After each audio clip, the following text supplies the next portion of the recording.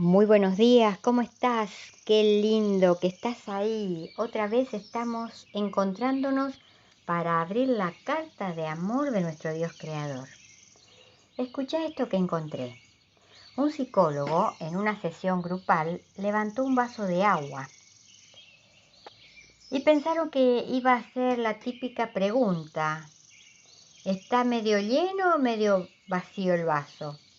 Sin embargo, preguntó: ¿cuánto pesa este vaso? Las respuestas variaron, entre 200 y 250 gramos. El psicólogo respondió: el peso absoluto no es importante, depende de cuánto tiempo lo sostengo. Si lo sostengo solo por un rato, un minuto, no es problema. Si lo sostengo una hora, me dolerá el brazo. Si lo sostengo un día, mi brazo se entumecerá y paralizará. El peso del vaso no cambia, es siempre el mismo, pero cuanto más tiempo lo sujeto, más pesado y más difícil de soportar se vuelve. Y continuó: las preocupaciones, los pensamientos negativos, los rencores, odios, peleas, el resentimiento, son como el vaso de agua. Si piensas en ellos un rato, no pasa nada. Si piensas en ellos todo el día, empiezan a doler.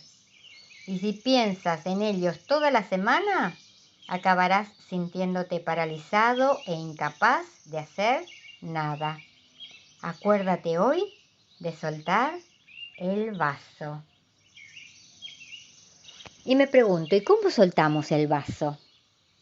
Entregándole todo lo que nos quebranta, lo que nos duele, lo que nos preocupa, nuestro rencor, odio, resentimiento a nuestro Dios Creador, y pedirle que nos cambie la manera de pensar, que nos dé una mente como la de Cristo y que viva en nosotros a través de su Espíritu Santo.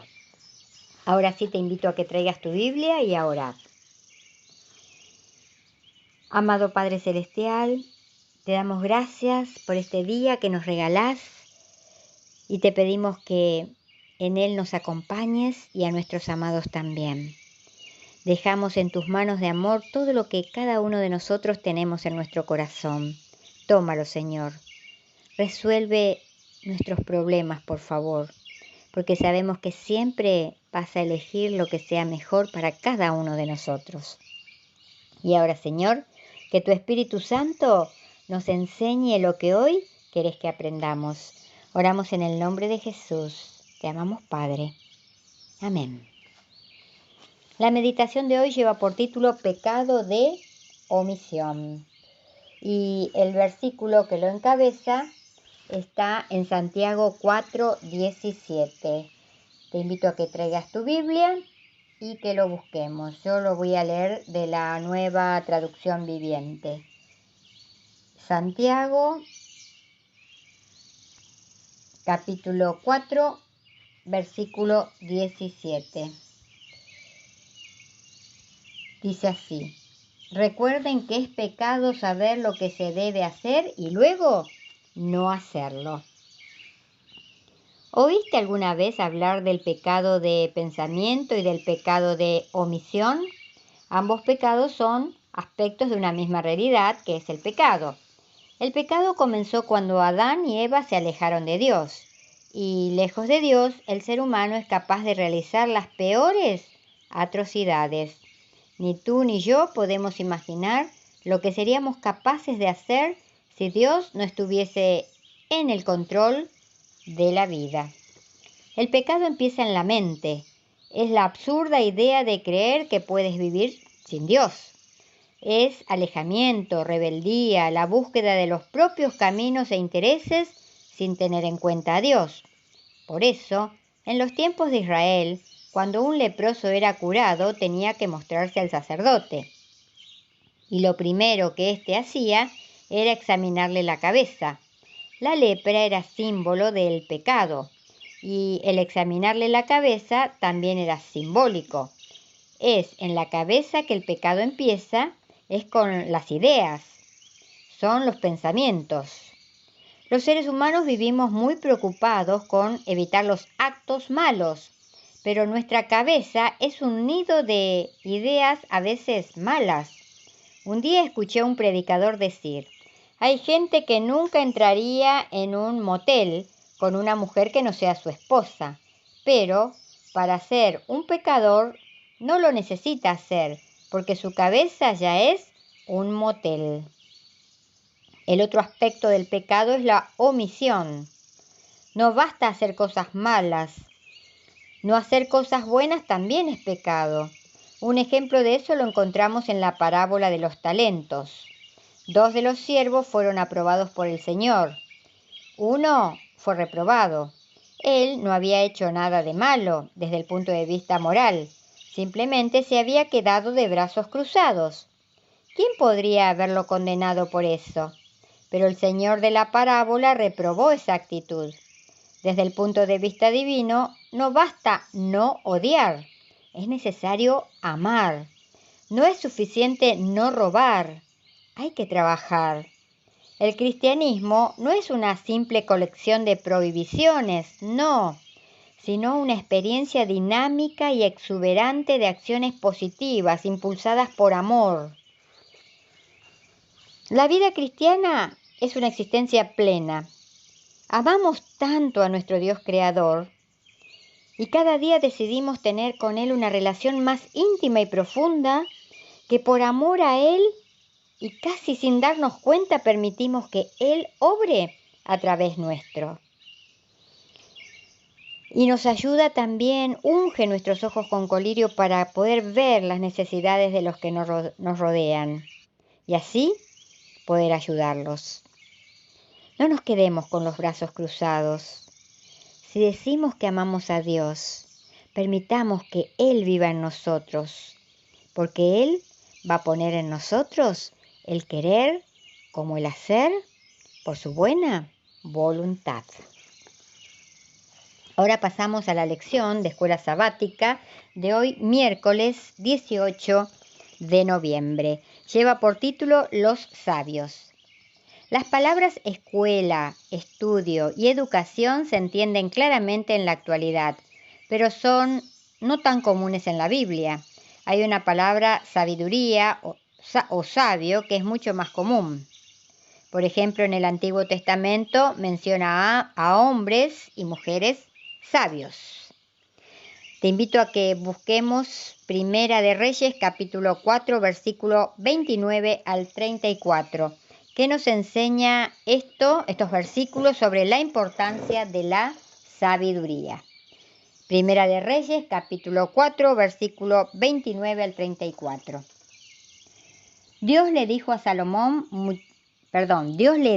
a Salomón muchísima sabiduría y gran entendimiento y un conocimiento tan vasto como la arena a la orilla del mar. De hecho, su sabiduría, la de Salomón, superaba la de todos los sabios del Oriente y la de los sabios de Egipto. Era más sabio que cualquier otro, entre ellos Etán, el Ezraíta, y los hijos de Mahom, Hermán, Calcón y Darda. Su fama se extendía por todas las naciones vecinas.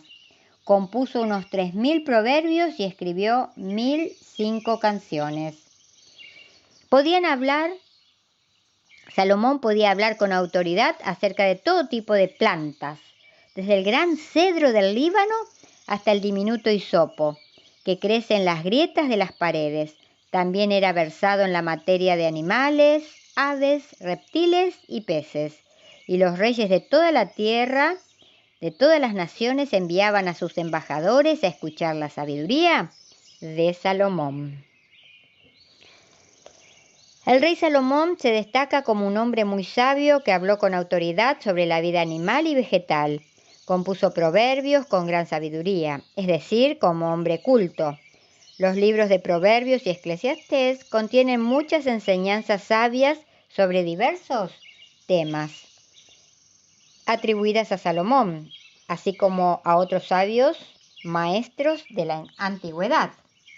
Según la Biblia, la sabiduría es muy semejante a nuestra educación actual. Según la Biblia, repito la última parte, según la Biblia, la sabiduría es muy semejante a nuestra educación actual. Es algo que uno aprende de padres y maestros, especialmente de joven. Pero en realidad, una persona acumula sabiduría a lo largo de toda su vida. En segundo lugar, la sabiduría generalmente tiene un lado práctico. Por ejemplo, aprende de las hormigas que recogen en el verano para tener suficiente provisión en el invierno. Proverbios 6, versículos del 6 al 8. Con todo, la sabiduría no es solo práctica, también tiene un lado teórico, ya que comienza con la fe en Dios y sigue ciertos principios fundamentales. La sabiduría nos ayuda a vivir de manera responsable y en beneficio de los demás, y también nos ayuda a protegernos de la desgracia.